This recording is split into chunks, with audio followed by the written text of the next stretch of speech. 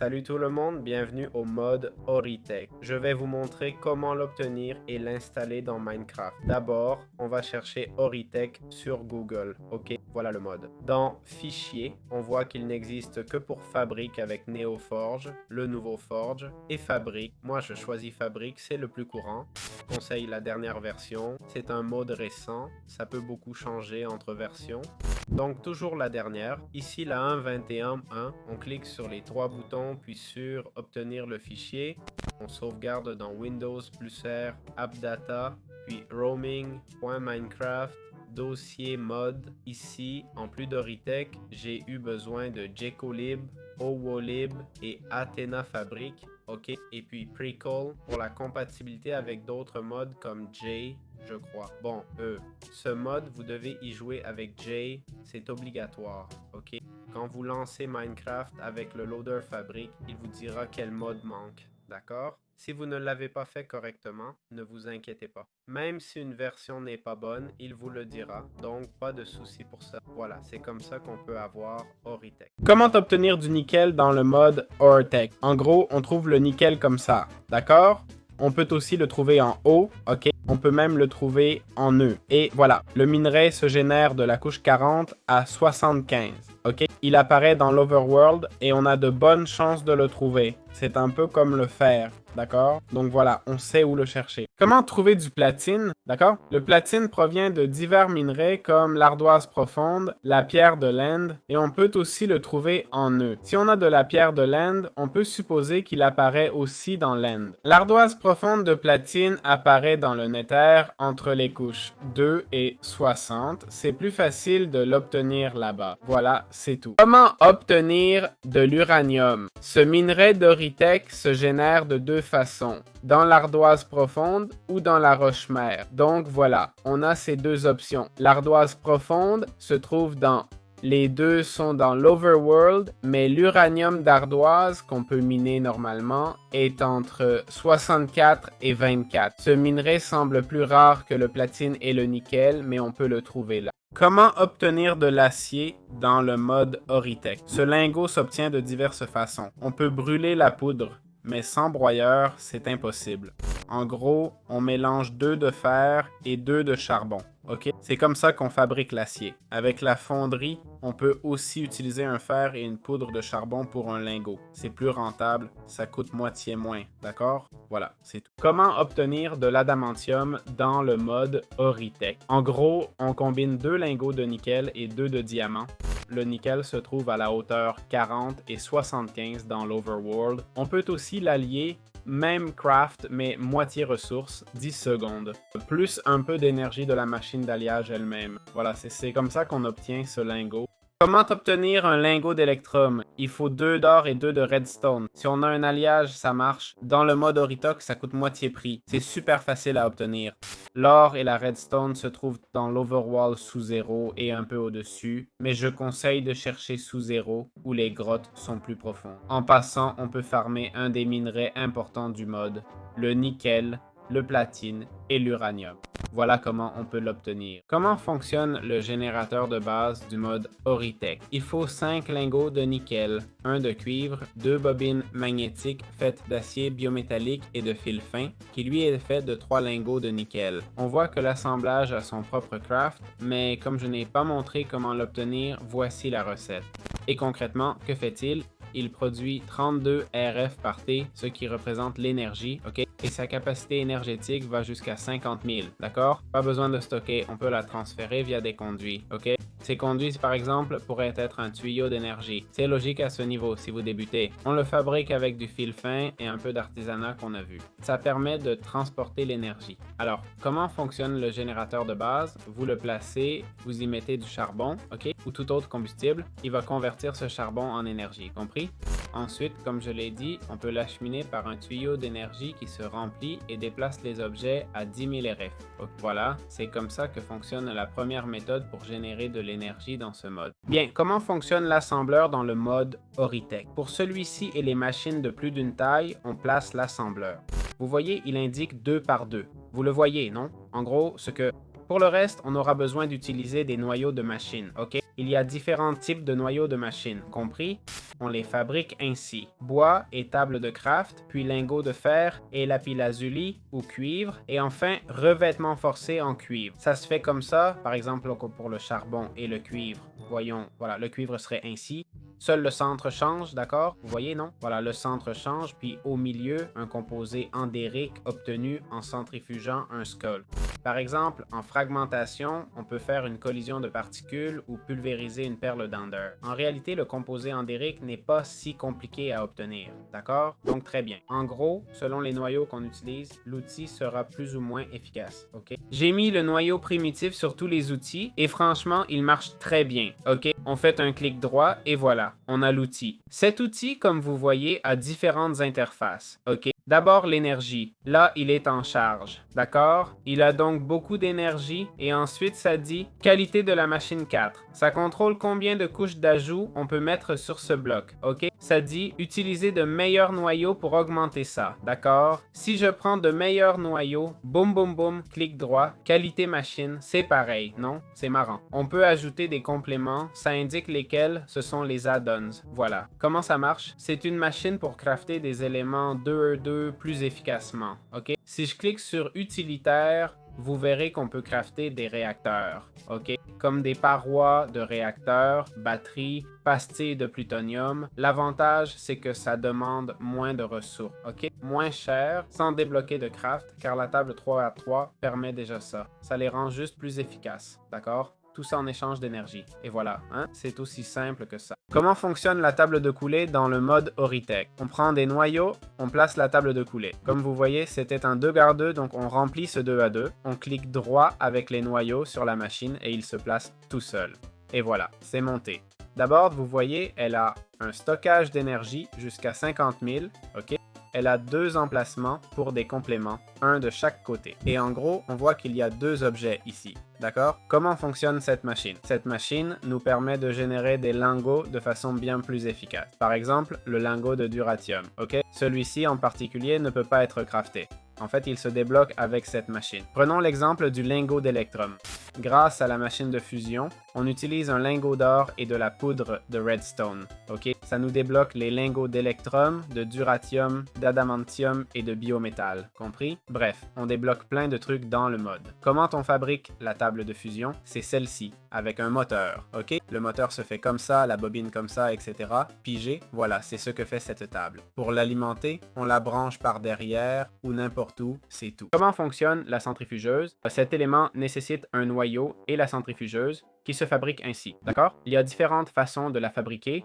Comme on peut voir, on peut la faire de plusieurs manières. Les moteurs se font comme ça, ok? Avec des bobines et tout. Pour faire la centrifugeuse, clic droit avec un noyau, puis sur la machine. Comme vous voyez, la centrifugeuse, un clic droit montre qu'elle a 2 emplacements pour des modules. Elle a déjà un module installé, le module de fluide.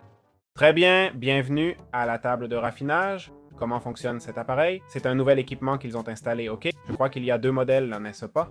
On a le module de chambre et la raffinerie, ils nous disent. On peut en placer jusqu'à 2 au-dessus d'une raffinerie, compris? Le module se place et va améliorer l'efficacité. Voyons si je peux bien le placer. Le voilà, ça va améliorer l'efficacité, d'accord? Vous voyez? C'est le module, il mesure, en gros, il est vide ici, la sortie, et chaque module ajouté nous donne une sortie de plus, ok? Le voilà. On le met et on a 3 sorties, vous voyez? Car on a 2 modules au-dessus, compris? Bien. À quoi sert la table de raffinage? Si on fait un clic droit dessus, on voit qu'elle n'a pas de modification à ajouter. Elle demande de l'énergie à des entrées, une entrée D, pardon, de liquide, qui va nous servir à obtenir des liquides, car les sorties sont 3 liquides.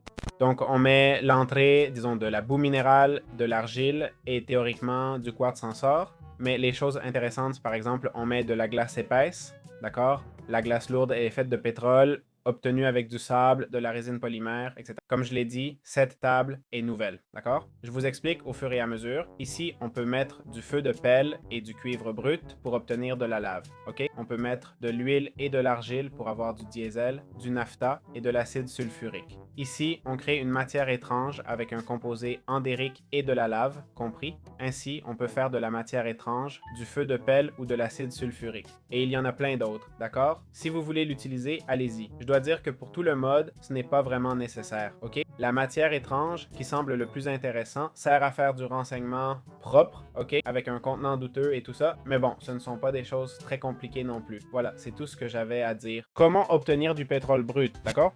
En gros, le pétrole brut se trouve comme ça, ok?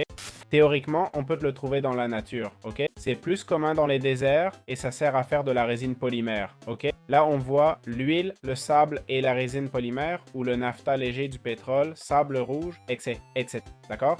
On a la bâche plastique, le blé emballé, le biocarburant solide, ok? Ça évolue, petit à petit, on obtient les choses. Vous voyez? Par exemple, le biocarburant solide nécessite de la biomasse, qu'on tire du blé emballé dans un outil de fragmentation. Tout ça pour obtenir un polymère brut, d'accord? Pour le blé et le biocarburant, on ajoute juste de l'eau, la même quantité. C'est tout. Et tout ça pour faire l'herbicide, par exemple, ok?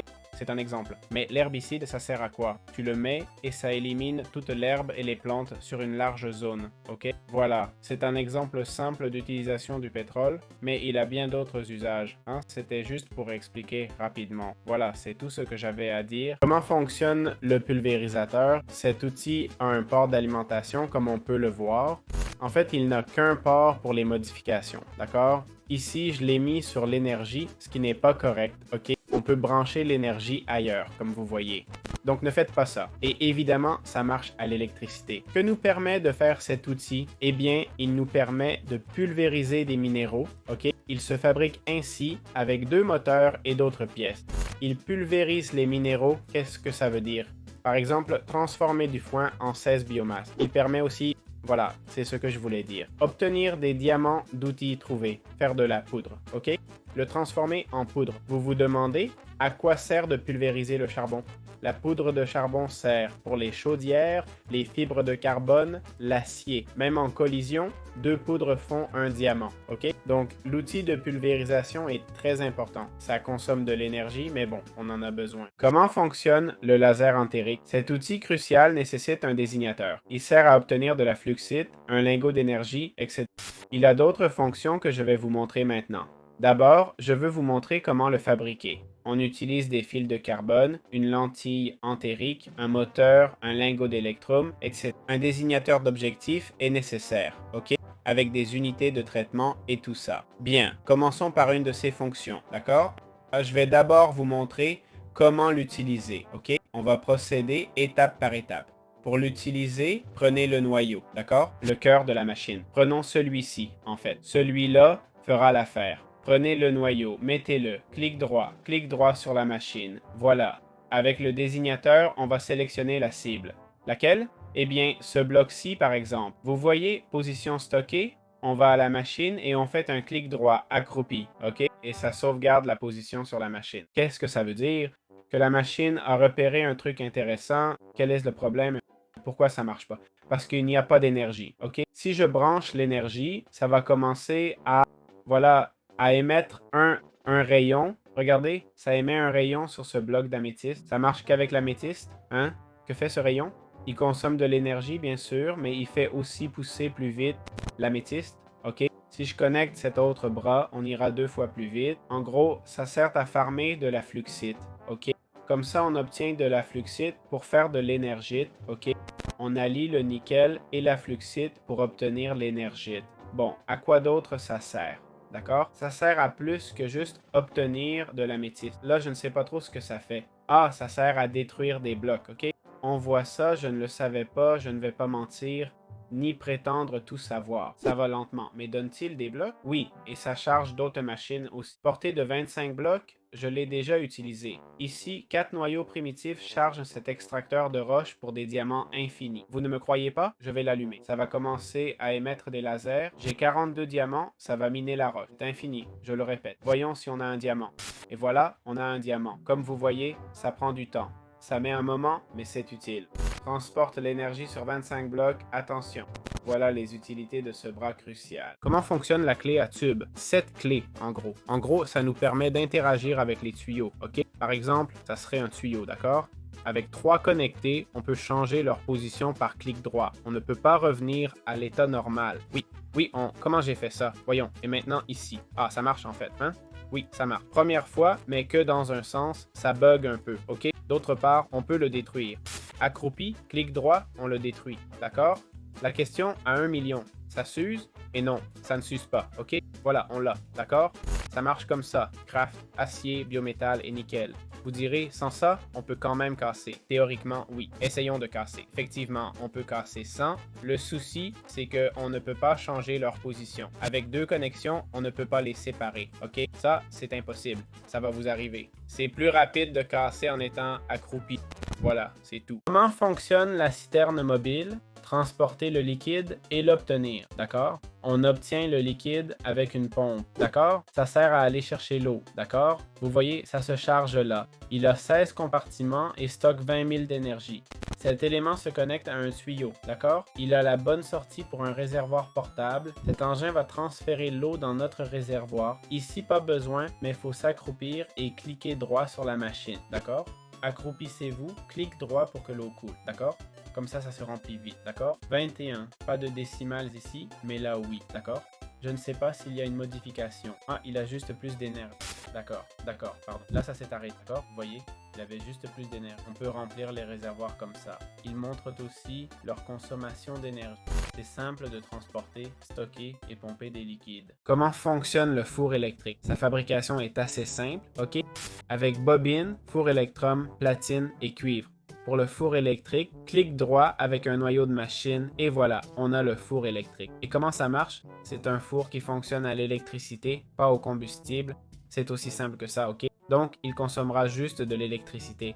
La question à 1 million, le four électrique vaut-il le coup avec un générateur à combustible? Oui, vraiment, ça vaut le coup. Le premier générateur que je vous montre produit de l'énergie à partir du charbon. Et alors, ce charbon donne je ne sais combien de ticks, ok?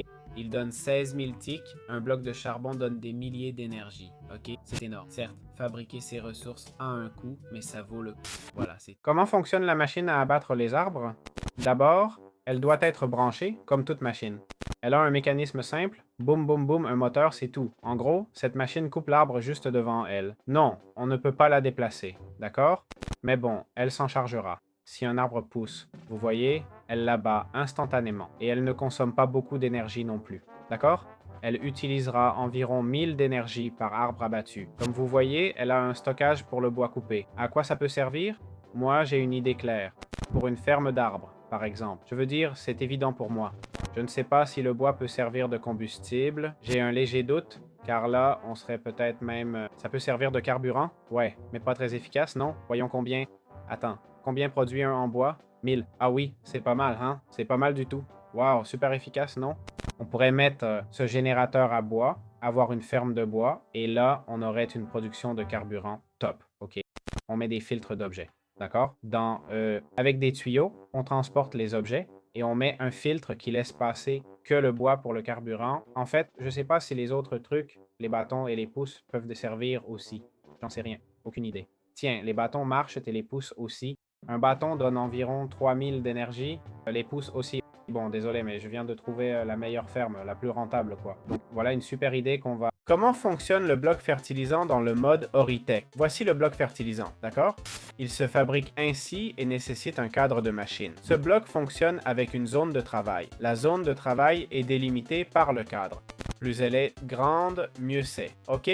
Le cadre se fait avec 2 lingots de nickel et 3 barres de fer. La machine sert à arroser les plantes. C'est un fertilisant. Important, si on casse le cadre, rien ne se passe jusqu'au rechargement du monde. Attention, cette machine a besoin d'un réservoir d'eau, ok? J'ai ici un réservoir d'eau en mode créatif, d'accord? Il pousse l'eau à travers un tuyau de fluide, compris? Accroupis-toi, clic droit, ça pousse l'eau ici, c'est plein d'eau, ça a de l'énergie. Fertiliser consomme beaucoup et l'efficacité n'est pas géniale. Ça ne pousse presque pas en fait. Regarde l'énergie déjà consommée. Des milliers d'unités d'énergie quoi. Mais ça permet d'avoir une ferme automatique de fertiles, ok? Voilà, c'est tout. N'oublie pas qu'on peut utiliser le bloc placeur. C'est pour placer des objets, mais ça devrait marcher pour les graines aussi. On a un autre outil qui est... Voyons. Ah, celui pour casser, ok? C'est le bloc destructeur. Ils ont bien bossé sur les noms, hein? Le bloc destructeur avec un filtre de récolte, ok? Avec cet élément, on filtre et applique le destructeur de bloc et le laser Hendrik. Ça ignore les cultures immatures et les animaux, cassant que les cultures à 100%. OK? Donc, avec ces 3 machines reliées à un cadre, on aura une ferme alimentaire. Ça peut sembler génial, mais la conso d'énergie est énorme pour le peu produit. Réfléchissez-y et voilà. Comment fonctionne le bloc placeur dans Horitech? En gros, cet élément se fait avec un cadre machine. Il doit être construit sur un cadre machine, avec un slot d'extension et une capacité d'énergie de 100 000. OK? Bref, il va essentiellement se charger de placer. Comme vous voyez, il consomme de l'énergie constamment et va placer des blocs. D'accord? Ici, par exemple, c'est détruit. Donc, il va placer des blocs. Il les placera uniquement sur une surface. OK? Et c'est celle du dessous. Il y a des filtres, comme le filtre destructeur. Un bloc qui détruit au lieu de construire, c'est le complément de carrière. Il peut détruire 8 blocs plus bas, pas juste sa zone. On va essayer de le placer, je ne sais pas si c'est possible. Extension. On ne peut mettre le complément qu'en dessous, ok? On le met en dessous et voyons s'il place plus bas. Non. Le complément de carrière prend 30% moins de temps et consomme 39% moins, mais ça ne fait pas ce qu'on veut. Donc voilà, on ne peut pas non plus créer de cadre inférieur. J'essaye, hein? Mais bon, ça sert juste à construire la partie du dessus. Ce n'est pas très utile, franchement, je ne vais pas mentir, si le complément de carrière ne marche pas. Voilà, c'est tout ce qu'il y a à dire. Comment fonctionne le générateur de lave? Cet outil qu'on place avec un noyau, on clique droit, et voilà, ok? En fait, il génère simplement de l'énergie avec la lave, d'accord? Si je prends des seaux de lave, il va se remplir, vous voyez, boum, boum, boum. Il ne gaspillera jamais la lave, sauf s'il le peut, ok? Et voilà, j'ai trouvé de la lave infinie, ici, 4000. L'énergie se génère pareil, ça ne baisse pas. Attention, hein? Lave infinie, lave infinie. J'ai trouvé une bulle ici, mon Dieu, parce que ce n'est pas... Ça ne descend pas assez dans un seau, cette lave est infinie. Voyons, oui, et ça se remplit, hein? Bon, je vais attendre. Si ceux d'origine le voient, qu'ils le corrigent. C'est courant que ça arrive, ce n'est pas si compliqué. Et voilà, ça va générer de l'énergie. Combien ça génère avec chaque seau? Ça va générer une folie, vous verrez. Regardez, la lave se consume là et chaque cube génère facilement 60 000 de lave. Voilà, lave infinie, vous en avez toujours à l'infini. Donc, sans blague, c'est un générateur de lave, ok? Très efficace, surtout avec de la lave et des pompes. Les pompes peuvent aussi puiser la lave du nether, créant un générateur infini d'énergie. Voilà, c'est tout pour vous. Comment fonctionne le générateur? Attention avec cet outil, d'accord? Cet outil est grand, on le place et on y met des noyaux. Il en faudra plusieurs, ok? Et voilà, on l'a. Le générateur de carburant, c'est cette machine ici, ok? Il nécessite de l'énergie et a une sortie de fluide appelée jeu. Ici, ça dit, pour générer de l'énergie, on a besoin de turbocarburant. Si quelqu'un sait où trouver le turbocarburant, dites-le. Je n'ai pas trouvé d'infos fiables à ce sujet. Je pense que l'huile et d'autres trucs peuvent aussi servir. La plupart de ces huiles, sauf le diesel et le naphtha léger, se fabriquent. Les autres se trouvent naturellement, comme le pétrole par exemple. Que se passe-t-il? Je me demande si le turbocarburant se forme aussi naturellement. Ça n'a pas l'air d'être naturel, franchement.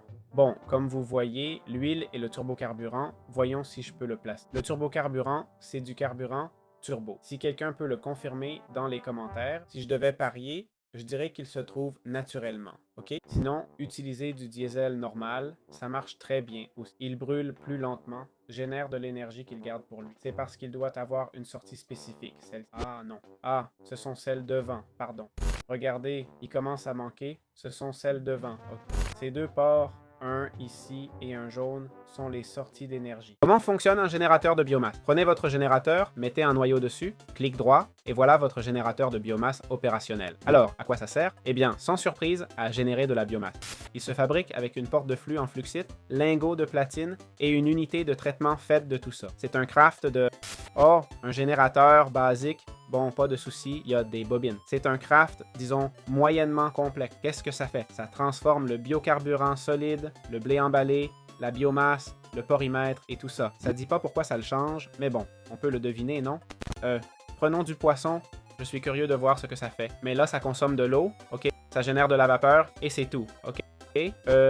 La machine semble pas faire grand-chose d'autre. En fait, cette machine semblait produire de la biomasse, mais c'est l'inverse, non?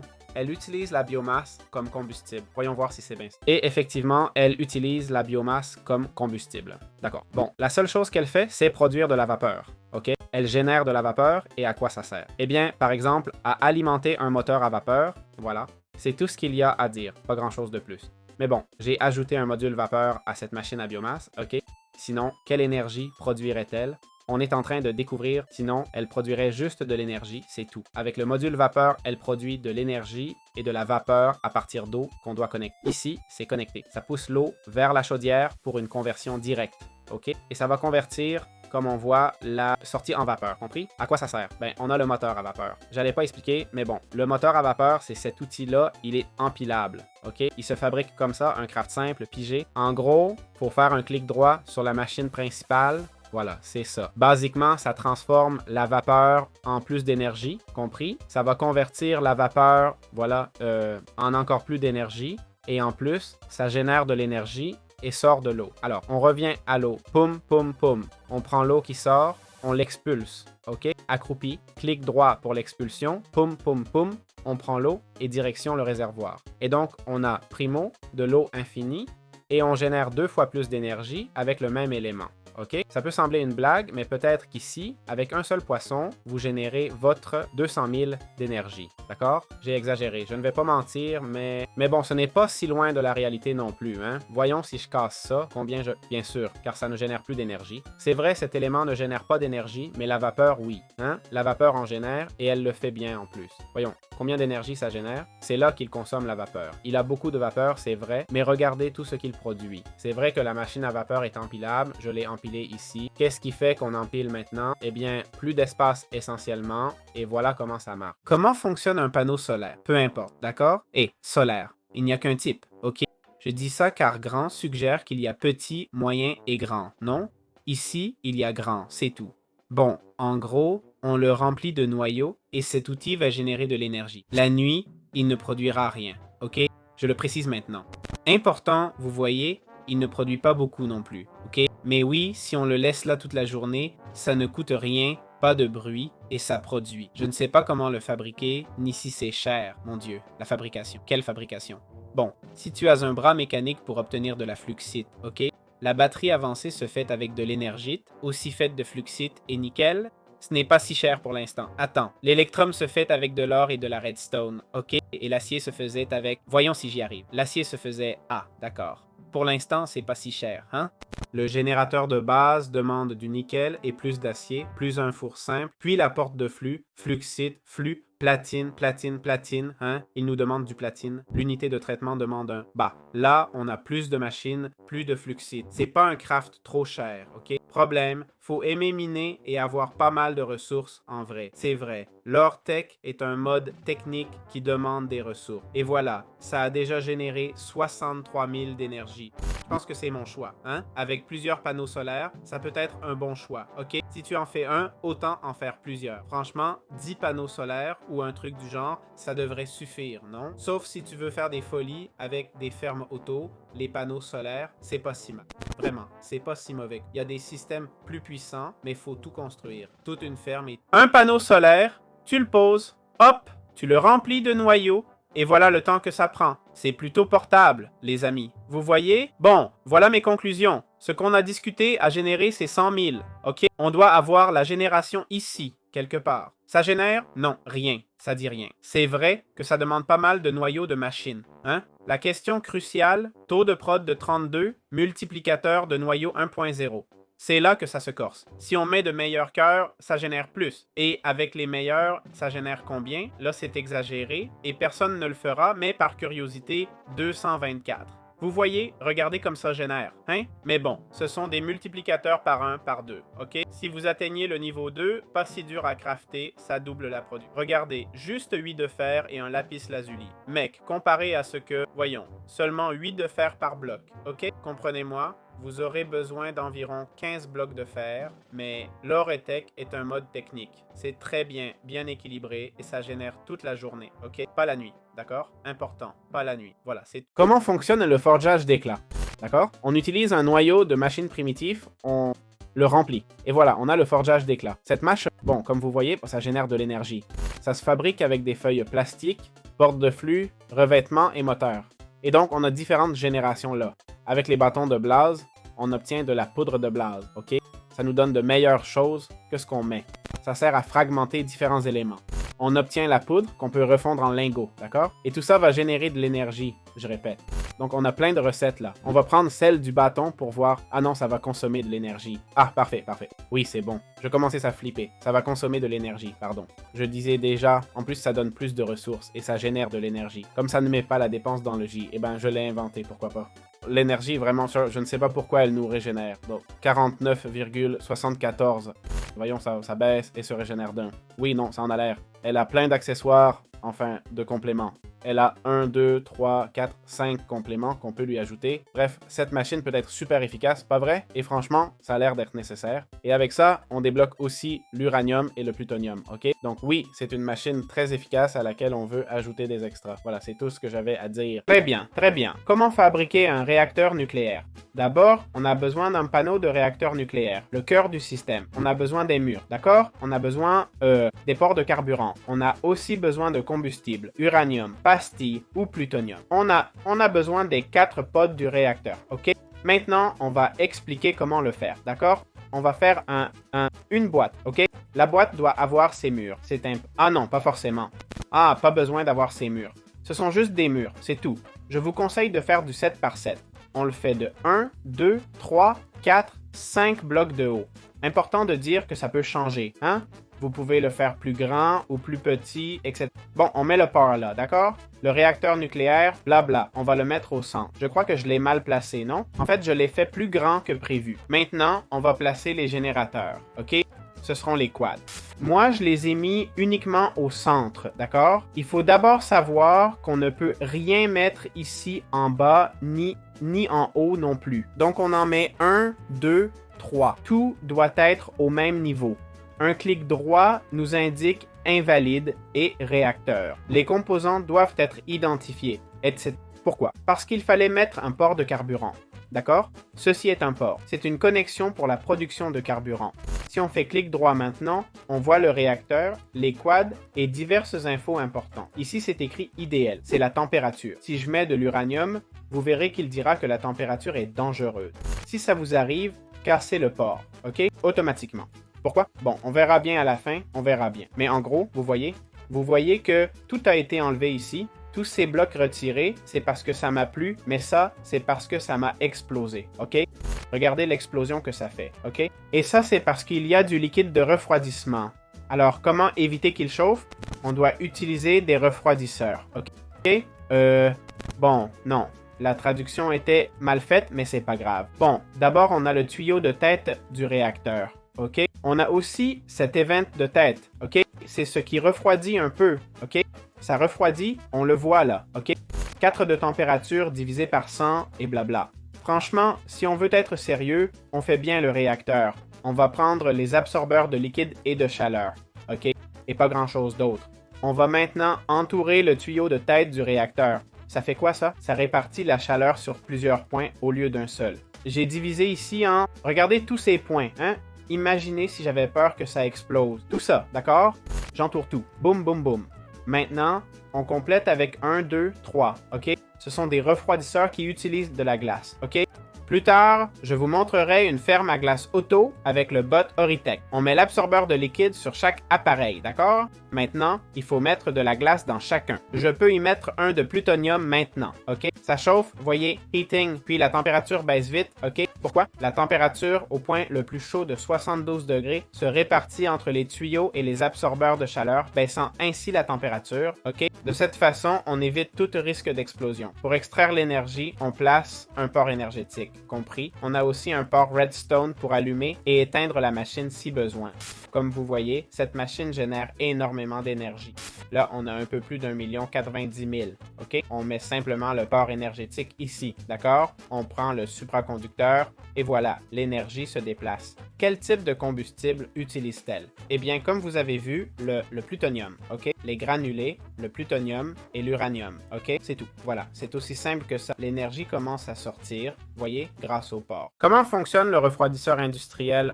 On prend cet outil, on y met un noyau primitif, on clique droit et voilà la machine. Comment fonctionne cette machine? cette machine a besoin d'électricité et d'un réservoir d'eau. Pour le réservoir d'eau, on met un tuyau de fluide, ok?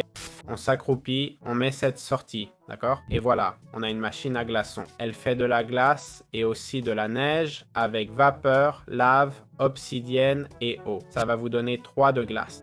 Et pourquoi on veut cette glace? Pour refroidir les pores d'absorption, ok? Du réacteur, quoi. Ou pour ce qu'on veut faire avec la glace, d'accord? On peut vouloir la glace pour plein d'autres choses. Comment fonctionne une réserve d'énergie? On parle du stockage d'énergie. Comment en transporter plus, d'accord? Bien, le stockage se fait avec un dispositif portable, ok? Avec ce dispositif portable, on peut créer un grand stockage, compris? On peut aussi faire un grand stockage, même si ça semble indépendant. Et donc, comment fonctionne le grand stockage? Eh bien, vous le placez, d'accord? Prenez des blocs de noyau, clic droit et vous le montez, ok? Un clic droit révèle plein de modules d'entrée et sortie, compris? C'est-à-dire à l'avant et à l'arrière. Et on peut utiliser les modules de banque d'énergie. Actuellement, il en a 20 millions. Chaque bloc ajoute 2,5 millions jusqu'à 40 millions de stockage, ok? Voilà, ça sert à stocker de l'énergie. Dans ce cas, cet entrepôt stocke 30 millions d'énergie, ok? Comment déplacer autant d'énergie? Eh bien, des millions, donc avec des supraconducteurs, ok? On les fabrique avec de l'énergite, du fil fin, un conteneur douteux, ok? Et la porte de flux. Donc, on obtient des supraconducteurs qui transforment, qui transportent de l'énergie, mais en masse, quoi. Le maximum possible. Notez que le supraconducteur coûte très cher aussi, mais ça permet de stocker des millions d'énergie si on a une production constante comme des panneaux solaires. C'est aussi simple que ça. Comment fonctionne la forge atomique? Si on la place et la remplit de noyaux primitifs, comme vous voyez, on a cette machine, d'accord? Voilà le RF, d'accord? En gros, à quoi sert cette machine? Eh bien, pour forger par exemple un compensateur de Heisenberg, d'accord? Poudre de platine, ardoise renforcée, bon, ça c'est basique, poudre d'or, superpuce IA. Voilà, et ces éléments, comme la gemme d'uranium, sont importants. Ce sont des objets qu'on obtient surtout avec le prométhéum, et ça sert à créer les éléments de fin de jeu, moteur de calcul avancé. D'accord? Voilà, ça sert à fabriquer de nouvelles choses. Ça ne semble pas nécessiter d'énergie. D'accord? On ne voit pas de port d'alimentation, et le câble ne s'y connecte pas non plus. Donc, je suppose qu'elle n'en a pas besoin. Voilà, on a la forge atomique et ses utilisations comme ses fonctions et ses créations. Comment fonctionne le port de drone? On installe un port, on met plein de noyaux de machine et voilà notre port de drone. Important, comment fonctionne cette machine? Cette machine sert essentiellement à déplacer des drones. Si on ouvre l'interface, on voit différents composants, 2 en fait. On peut les mettre, voyons voir, regardez ici, avec cette petite tête ici et celle-là. Et surtout, il y a un emplacement pour un désignateur de cible. Ça, c'est l'entrepôt du drone. D'accord? Si je prends tout ça, boum boum boum, un drone va sortir, celui-ci normalement. Ah, faut-il désigner la cible à chaque déplacement d'objet? Je ne pense pas, vraiment. On dirait qu'il est mal configuré ou qu'il faut le faire à chaque fois. Alors, comment l'assigne-t-on? Allons à un autre port de drone, celui-ci par exemple. Ok, on prend sa coordonnée, hop, position invalide, blablabla. Position enregistrée. Je veux stocker la position. On prend le désignateur. Clic droit, d'accord? La position est stockée, ok? On va à cet autre port qui marche maintenant. On met le désignateur, ok? Ça dit port cible établi. Le drone livrera quand l'inventaire n'est pas vide. Bon, le drone est déjà parti. Et qu'a fait ce drone? Ce drone est parti. Où est-il allé? Il est allé ici, il va arriver et remplir tout ça avec l'inventaire d'un endroit à l'autre. C'est juste un moyen de transporter des objets, rien de plus. Je ne comprends pas pourquoi ça a pris si long avant. Retour au drone, voyons s'il met autant de temps. Ah, regardez, là, ça n'a pas pris si longtemps. Décollage instantané, boum, le drone file. Voyons s'il part. Ah, le voilà, il s'en va et reviendra vite. Tiens, le revoilà. Tu les reprends ou t'as la flemme? Il est chouette ce drone, non? Voilà comment fonctionne le port de drone. Ok? Patience, ça a du mal à marcher. Je dois peut-être mettre à jour les blocs. Sinon, et les animations ne sont pas parfaites. Le mode Horitech a des animations dingues. Mais ici, le drone apparaît parfois trop tôt, tu vois? Comment je sais qu'il n'est pas encore là? Ben, celui-ci n'a pas encore reçu son colis, tu vois, dans ce cas-là. Et voilà, c'est comme ça que ça marche. Comment fonctionne le bloc destructeur? En gros, on a besoin de noyaux de machine. On place le bloc, clic droit, 2 noyaux, et voilà le bloc destructeur. Vous voyez cette zone rose qui apparaît? Pourquoi? C'est là qu'on doit mettre le cadre de la machine, ok? C'est un cadre où on définit ce qu'on veut faire. Cette machine sert à détruire des blocs, compris? Tout ce qui est dedans sera détruit. On a un générateur de pavés, par exemple, etc. Comme vous voyez, ça détruit niveau par niveau. Tout est stocké ici, détruit en échange d'énergie. On peut lui faire détruire plus bas aussi. Avec quoi? Avec le complément de carrière. Ça va améliorer la vitesse de 30% et réduire l'énergie de 40%. La zone de travail sera plus grande, minant 8 blocs plus bas. On peut mettre ce plugin 2 fois pour aller encore plus vite. D'accord? Maintenant, dans les compléments, vous voyez que les deux s'appliquent. Je le casse. Vous allez le remarquer. Si je casse les deux, vous verrez que ça va beaucoup plus lentement. Vous voyez qu'il bouge beaucoup plus lentement. S'il se reconnecte, il va à nouveau un peu plus vite. Et puis, nous avons le filtre de culture, d'accord? Il s'applique aux destructeurs de blocs et aux lasers endériques. Il ignore les cultures non mûres ou les animaux. Ce filtre ne casse que les cultures mûres, si on en a ici, d'accord? Et voilà. Comment fonctionne l'add-on speed? Eh bien, cette extension dans le mode Origin va augmenter la vitesse de 10% et réduire l'efficacité énergétique de 5%. Compris? La machine sera moins efficace mais plus rapide. Voilà ce que fait cet add-on. Comment fonctionne le Yield Add-on? Cet outil ou add-on double la quantité de produits dans une forge à éclat. OK? Il augmente aussi la vitesse de rupture du laser endérique et du destructeur de blocs. Compris? Voilà ce que fait ce complément. Que fait l'add-on Synergy Matrix? Il améliore toute machine de 18% en vitesse et 6% en efficacité énergétique. Bref, ça va booster notre machine comme un pro. Regarde ce craft de dingue, hein? Ce craft, c'est vraiment du lourd, tu vois? C'est hyper cher et c'est du endgame total. Que fait le condensateur add-on? En gros, il améliore la capacité énergétique, donnant 2 millions de RF de plus. OK? Je comprends que c'est pour stocker l'énergie. Et le taux de transfert d'énergie qui donne 1 K d'énergie de plus par seconde. D'accord? Donc voilà ou par tick, pardon, pas seconde. Par tick, ce qui est énorme. Voilà, ça pourrait servir pour le stockage, transférer l'énergie plus vite, etc. Comment fonctionne l'add-on Acceptor? Cette machine améliore la capacité énergétique de 500 000 et le taux de transfert de 2000 par tick. L'énergie peut être insérée dans l'add-on plutôt que dans la machine par tick. Oh, attention, c'est intéressant. Comment fonctionne l'add-on Inventory Proxy? Cette machine permet l'accès à des emplacements spécifiques de l'inventaire. Ça permet à notre machine d'accéder à des slots précis de son inventaire. Là, on a un peu de craft, un craft basique. Hein? Comment fonctionne l'add-on Control Unit? En gros, il permet plus de config pour Redstone et les comparateurs. OK? Il génère des signaux selon l'état de la machine, son inventaire, etc. Compris? Ça nous serait bien utile. Comment fonctionne l'add-on Chambre de traitement auxiliaire? Cette machine va réduire l'efficacité énergétique de 50% et permettre plus de recettes par cycle. D'accord? Donc, ça va améliorer les recettes. Comment fonctionne l'add-on Hunter? En gros, c'est applicable au laser endérique et il sert à changer sa cible. D'accord? Sa cible sera maintenant, excusez-moi, des entités vivantes. Et c'est noté, la portée augmente avec chaque add-on, d'accord? Donc, avec ce laser, on peut tuer des animaux. Alors, comment fonctionne l'armure Exo dans le mode Oritech? Je vais l'équiper avec plaisir. On est en mode survie, d'accord? C'est l'armure qu'on me donne. J'ai le plastron Exo et tout. En fait, l'armure donnée n'est pas si folle, hein?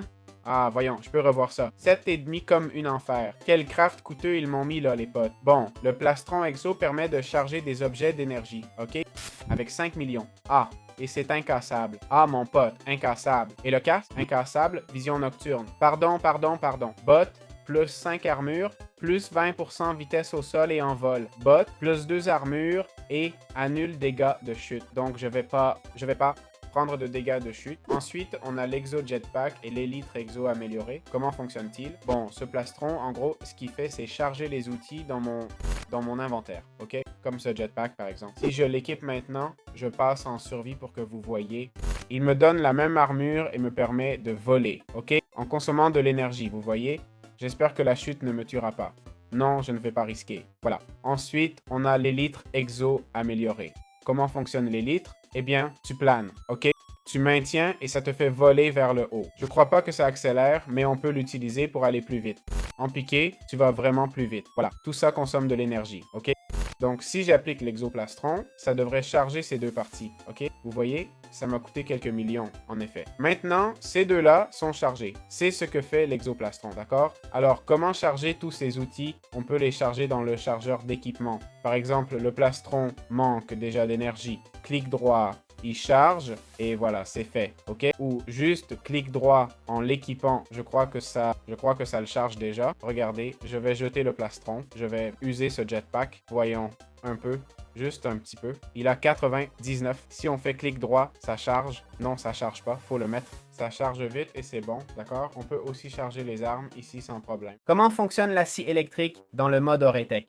En gros, elle marche à l'énergie, fait 9 de dégâts à une vitesse d'attaque d'1/6. Et voilà. Comme vous voyez, elle permet d'abattre les troncs. Si on s'accroupit, on peut couper l'arbre entier. Ici, ce n'est pas un arbre, mais accroupi, on couperait tout l'arbre. Voilà comment marche la scie.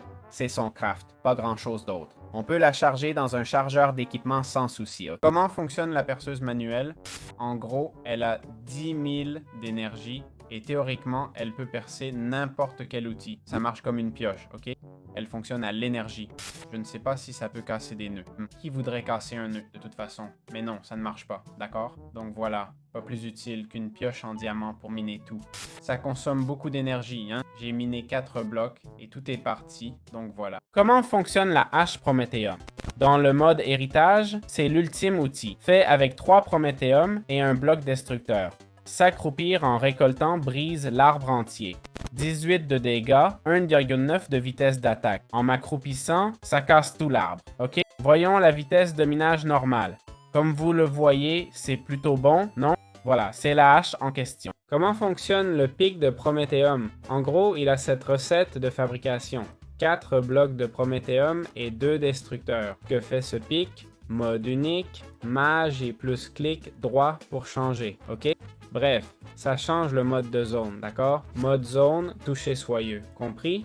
Ou l'effet de zone. Bon, il a deux modes, il a deux modes. Soit 1-1, toucher soyeux, et zone 3-3, ok?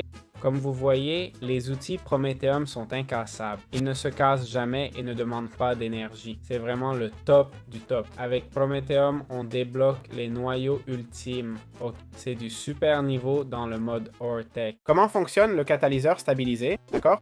Pourquoi s'appelle-t-il catalyseur stabilisé? Car le catalyseur arcanique n'est pas stable. Ok? Pour le stabiliser, on lui donne de l'énergie avec ses bras. Où sont-ils? Bras, lasers, Enderic. D'accord? Avec ça, on l'énergise pour qu'il n'explose pas. Sinon, il y a un risque qu'il explose en contenant des armes. Comment fonctionne cet enchanteur? Cet enchanteur, ok, dit, applique des enchantements avec l'énergie des catalyseurs pro. D'accord? C'est tout. Tu mets juste un arc dessus, ok? Ou regarde, un arc et tu dis, je veux l'infini. Il te dit, il faut 9 catalyseurs ou 5. Il n'y en a qu'un ici, ok? Si j'en mets plus, je me baisse. Le voilà. Je m'approche et allez, prends le pouvoir. Attention, ça peut exploser, hein? Je le dis maintenant. Et voilà, par exemple, je veux l'infini. Allez, il manque un catalyseur. Allez, prends le pouvoir, prends-le. On joue ici avec un de feu. Tout te donne de l'énergie, ok? Les armes se consument, d'accord? Les catalyseurs doivent avoir des armes. Sinon, ça ne marche pas. On peut enchanter ce qu'on veut, ok? Littéralement, voilà. C'est ça. Comment fonctionne le contrôleur du générateur? Eh bien, comme vous le voyez, il est écrit « Un mob doit passer dessus ». Cela signifie « Pas de mob piégé ». Placez un mob dessus pour le charger avec le générateur. Par exemple, un cochon, d'accord? Alors, le cochon va se placer dessus. Maintenant, théoriquement... Ah, eh bien, non, pas de mob. Prenons une carotte pour attirer ce pauvre cochon ici. Voyons si on peut. Voilà, il est piégé dessus. Ok, maintenant, en rose, où on doit placer les cages du générateur. Et ça dit « Cage de mob manquante », d'accord? Alors, que faut-il entourer? Boum, boum, boum. Clic droit. Cage de mob manquante. Ou faut-il couvrir par le haut? Je ne comprends plus. Cage de mob manquante. Je comprends si c'est un petit cochon. Petit cochon. Ah, d'accord, il faut le mettre en dessous. Mon Dieu, il faut le mettre en dessous, les gars. Si je casse ça, le cochon disparaît? Non, il faut le mettre dessous, pas dessus. C'est pour ça que ça ne marchait pas. 0 sur 3 armes. Parfait. Et voilà, comme vous voyez, on a ce composant, appelons-le ainsi. On peut le charger d'âme. D'accord? Comme vous voyez, ça indiquait 0 sur 3 âmes, et si on le charge, ça fera apparaître la bête. C'est comme ça que fonctionne ce contrôleur de générateur. Voilà, c'est tout. Comment faire un accélérateur de particules? Ok, on aura besoin de anneau, guide, moteur linéaire, accélérateur et capteur de particules. Compris? Bien, je vais vous expliquer le rôle de chaque élément. Ça demande énormément d'énergie, d'accord? Au centre, on va d'abord mettre une base, ok? Une base circulaire. Je vais le faire petit pour que vous puissiez bien voir. Un petit cercle. je vais l'agrandir un peu avec des anneaux, ok? Tout d'abord, on va placer les anneaux. Vous voyez que les anneaux forment une ligne droite. C'est exactement ce qu'on va faire, d'accord? On place les anneaux bien connectés. Vous voyez le lien? Boum. Voyons, on les reconnecte bien. Parfait. Encore une fois. Et voilà, c'est... Ah non, pas encore. Maintenant, on a les anneaux connectés, ok? Ensuite, on mettrait des moteurs, d'accord? Ces moteurs ont besoin d'énergie. Vous voyez qu'ils sont là, connectés. Ça va accélérer les particules qui passent, ok? Puis on a l'accélérateur, l'objet principal. On le place au-dessus, connecté, et c'est tout. Par exemple, celui-ci. On en met un droit, l'accélérateur dessus, et les objets ici. On met l'objet. C'est un capteur, en fait. Au milieu du couloir, dans la connexion, il donne un signal redstone. C'est pour expérimenter, tout ça. À quoi sert l'accélérateur de particules? Avec de la poudre d'adamantium et du netherrack, on obtient de la néthérite. Bon, ici c'est écrit énergie de collision requise 2500 J. Ok, prenons du netherrack. C'était netherrack et adamantium, non? J'oublie si c'était lingot ou poudre, mais poudre évidemment. Donc, tu prends et tu mets les items, ok? Là, comme vous voyez, il n'y en a qu'un, ok? J'en ai besoin de deux accélérateurs de particules. La particule va accélérer jusqu'à juste pouf, ok? Elle va simplement exploser. Voyons, ça va sortir ici, on va voir. Quand ça sort, ça explose simplement. Attention, l'explosion peut être très dangereuse, ok? Voilà, ça détruit un supraconducteur et nous aussi, sachez-le. On va mettre deux accélérateurs de particules, un de netherrack et un de poudre, là. Les deux particules vont courir l'une après l'autre. En gros, ils doivent entrer en collision, d'accord? Évidemment, pour qu'ils collisionnent, là, ils l'ont fait, ok? Vous avez vu la collision? Je ne sais pas si ça a marché. Ça dit puissance de collision. Illisible, mais c'est 61 ou un truc du genre. Bien sûr, la puissance de collision doit être de 2500. Donc, on devrait ajuster ça jusqu'à atteindre 2500, ce qui est très compliqué. Là, ils ont encore collisionné, vous voyez? Non, on n'y arrivera pas maintenant, hein? 18, peu importe. On n'y arrivera pas maintenant, mais c'est une question d'ajustement des moteurs. Voyons, si je mets ça ici et ça là, vite, l'un après l'autre. Bon, mais vous comprenez, non? À peu près comment ça fonctionne. Ils vont encore entrer en collision. Maintenant, chaque fois que la particule passe, elle émet... Voilà, ça. Maintenant, ils gagnent plus d'énergie. Un peu. Ils vont bientôt entrer en collision. Ils collisionnent. Non, collision. C'est illisible, mec. Ça dit 0 visual 119 ou un truc comme ça. Bon, eh bien, je suis un désastre, mec. Boum, boum. Évidemment, plus l'anneau est long, mieux c'est, ok? Car on donne plus de temps au truc pour tourner et tout. Voilà, c'est tout. Très bien. Comment fonctionne l'absorbeur de tachyon? En gros, cet élément absorbe l'énergie. D'accord? Quelle énergie? L'énergie de la collision de deux molécules dans l'accélérateur de particules. Okay? Si on a un accélérateur bien établi, par exemple, pour créer des diamants, okay? Il faut 500 d'énergie, on met deux poudres de charbon qui collisionnent au même endroit, on place ces absorbeurs qui vont générer de l'énergie suite à cette explosion, ok? Important. Si un trou noir apparaît, on peut en tirer de l'énergie avec ça, ok? Avec l'absorbeur de tachyon, il faut mettre un générateur de pavés sous le trou, d'accord? Car le trou noir va constamment absorber des blocs. Si tu mets un générateur de pavés, il va les absorber, ok? Mets-le sous le trou, il absorbera les pavés sans tout détruire. Compris? Je le place ici pour éviter qu'il mange un objet important, ok? Voilà à quoi sert l'absorbeur de tachyon. C'est le dernier stade de production d'énergie, d'accord? Franchement, le mode Auritech m'a vraiment impressionné. J'adore tout le mode, en fait. Cette partie finale est cool, mais sans guide précis pour les accélérateurs, c'est flou. Sans recette spécifique, ça devient un peu lourd. Je n'ai pas réussi à faire de collision pour créer des objets. C'est dommage, tu vois? Et en plus de tout ce boulot pour crafter ça, vous savez combien de ressources il faut gaspiller ces ressources pour jouer au devin et obtenir un diamant? C'est fou. Bon, d'accord. L'étoile du Nether peut être cool. L'étoile du Nether, c'est sympa, je dis pas le contraire. Le cristal surchargé aussi, mais jouer au devin pour des élytres, sérieux? Des élytres? Avec tout ça, tu réalises la valeur de tout cet équipement. Pour des élytres, c'est une blague. Un guide serait mieux. Pour cette molécule, mets cet item, puis vite l'autre. Les passer par des bains, par exemple, ce serait parfait. Mais sans ça, tu dois expérimenter toi-même. Je comprends que ça puisse plaire à certains, hein? Je dis pas non. Bon, c'est mon avis, mais ça n'a pas de sens que ça soit à la fin, non? J'arrive à la fin et tu me fais ça, genre, ça n'a plus aucun sens, non? C'est un peu déséquilibré dans ce sens-là. Le truc des âmes est cool, mais ça manque d'avenir. Je pense à cause du visage.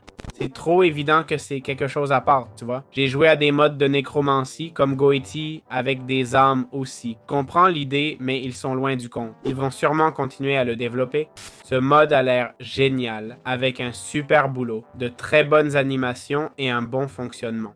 Presque pas de bugs, sauf les cadres qui cassent et donnent des âmes, ou le générateur de lave qui se remplit tout seul après avoir pris un saut. À part ça, c'est un très bon mode que je recommande. Voilà, c'est tout. J'espère que ça vous a plu. Comment fonctionne le tuyau d'objets? En gros, il nous permet de transporter des objets.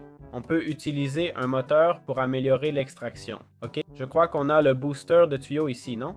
Ça permet aux objets de se déplacer plus vite. Tu vois? Voyons si on peut faire un virage. Attends. Si je mets des objets dans le coffre, voilà. Hop, bon, comment ça marche? Prenons un autre coffre, sinon ça n'aura pas de sens. En gros, ça aspire les objets d'un endroit. Pourquoi c'est comme ça? Parce que je me suis accroupi et j'ai fait clic droit, ok? Accroupi et clic droit, ça fait sortir les objets du coffre, ok? Comme vous voyez, ils vont par 8. Sans cette machine, ils iront à la même vitesse, non? 8 par 8, d'accord? Bon, si on utilise un booster de tuyau ici qui consomme de l'énergie en continu, d'accord? Comme vous voyez, il mange la pile directement. Ça déplace les objets beaucoup plus vite. Ensuite, le filtre d'objets qui permet de filtrer. Je ne sais pas, ça se met comme ça, non?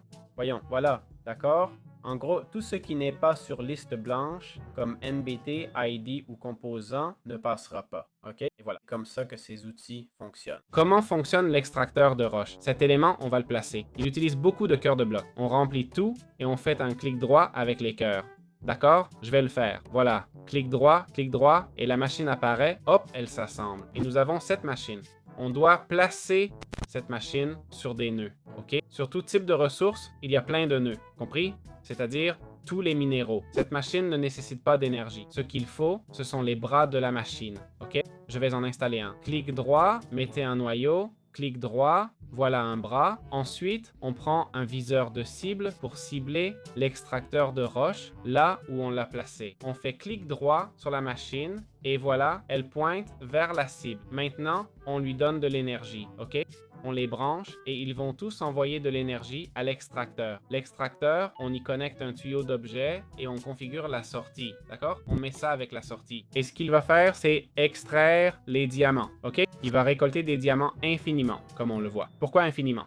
Eh bien, parce qu'on a plein d'énergie. Ça sera infini jusqu'à ce qu'on n'ait plus d'énergie. OK? Donc voilà, les bras consomment et font de l'énergie. Ça, c'est 20 000 d'énergie, 100 000 au total car il y a 5 bras. Regardez comme ils l'ont fondu en un rien de temps et ça change de quoi? 10 diamants, 100 000 d'énergie. Voilà comment fonctionne cette machine, mais attention, ça fond vite. Comment fonctionne la donne chambre de traitement auxiliaire? Cette machine va réduire l'efficacité énergétique de 50% et permettre plus de recettes par cycle.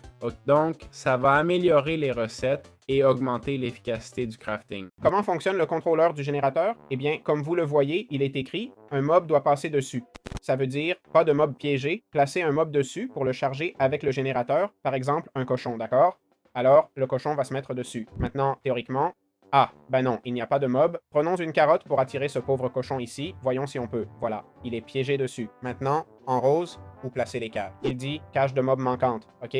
Et il faut l'entourer. Voyez? Boum, boum, boum. Clic droit. Cage de mob manquante. Ou faut-il le couvrir par-dessus? Je ne comprends plus. Cage de mob manquante. Je comprends. Si c'est un petit cochon. Petit cochon. Ah, d'accord. Il faut le mettre en dessous. Mon Dieu, il faut le mettre en dessous, les amis. Si je casse ça, le cochon disparaît. Non, il faut le mettre dessous, pas dessus. C'est pour ça que ça ne marchait pas. 0 âme sur 3. Parfait. Et voilà. Comme vous voyez, on a ce composant. Appelons-le ainsi. On peut le charger d'âmes, d'accord? Là, ça disait 0 sur 3 âmes. Si on le charge, ça fera apparaître la bête, ok? C'est comme ça que fonctionne ce contrôleur de générateur. Voilà, c'est tout.